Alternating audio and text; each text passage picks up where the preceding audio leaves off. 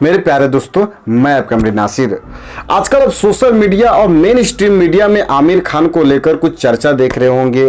ये चर्चा ही नहीं है बल्कि अंधभक्त और गोदी मीडिया मिलकर आमिर खान को एक कंट्रोवर्सी का रूप भी दे दिया। आखिर आमिर खान के कंट्रोवर्सी के पीछे क्या कारण है? क्यों इस पे अंधभक्त सवाल उठा रहे हैं? क्या ये सवाल उठाना जायज़ है? इस सारे मुद्दे को मैं इस वीडियो में मैं बताना चाहूँगा। सबसे पहले मैं आपको बताना चाहूँगा कि इस वक्त आमिर खान अभी टर्की में हैं और वहाँ पे लाल सिंह चड्ढा फिल्म की शूटिंग कर रहे हैं। शूटिंग के दौरान उन्होंने वहाँ के प्रेसिडेंट की वाइफ के साथ एक मुलाकात करते हैं। मुलाकात करने के बाद में वो पिक को सोशल मीडिया पे अपलोड करते हैं। सोशल मीडिया पे पिक जब भी आता है उसको देखकर उनके प्रशंसक है जो उनके फैन से बहुत खुश होते हैं, लेकिन कुछ अनभक्त और यहाँ की गोदी मीडिया दोनों मिलकर उस पिक को एक कंट्रोवर्सी का रूप दे देता है। आखिर ये कंट्रोवर्सी क्यों? आमिर खान अगर टर्की के प्रेसिडेंट की वाइफ के साथ मुलाकात कर लिया तो फिर ये विवाद क्यों इस पे, मैं पूछना चाहता हूं।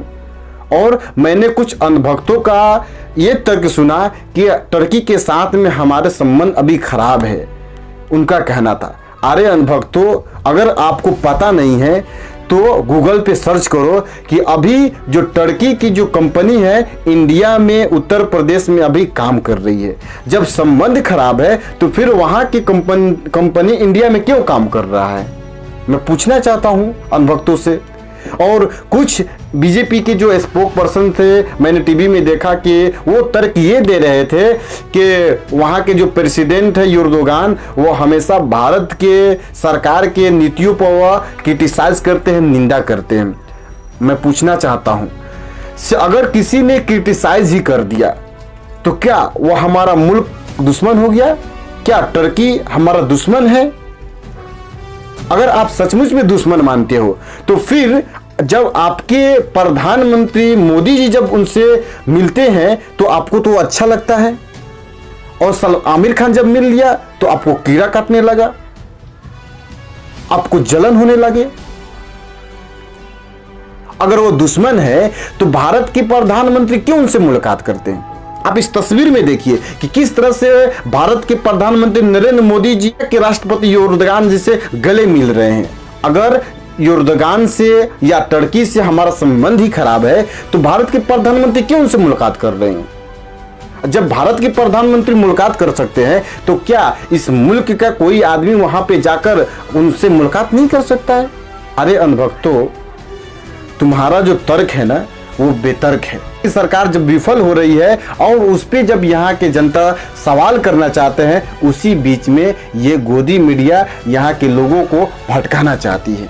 दरअसल बात यही है कि जब भी यहाँ की जनता सरकार से सीधा सवाल करती है तब ये गोदी मीडिया एक ऐसा प्रोपेगेंडा चलाता है जिससे लोगों का माइंड को भटकाया जा सके, जिससे लोग सीधे सरकार से सवाल न करके बल्कि इस तरह के विवादित, इस तरह के फजूल बातों पे डिबेट करें। इसीलिए गोदी मीडिया इस तरह के प्रोग्राम अपने टीवी चैनल पे चलाते हैं। दोस्तों, हमें और आपको समझना है कि हमारा मुल्क कैसे विकास करेगा, हमारा मुल्क कैसे आगे जाएगा, इन सारे चीज़ों को हमको लेकर डिस्कस करना चाहिए, न कि फजूल में। अगर किसी भारत का हीरो अगर कहीं पे जाकर किसी से मुलाकात करता है तो उस पर चर्चा करने की क्या बात है?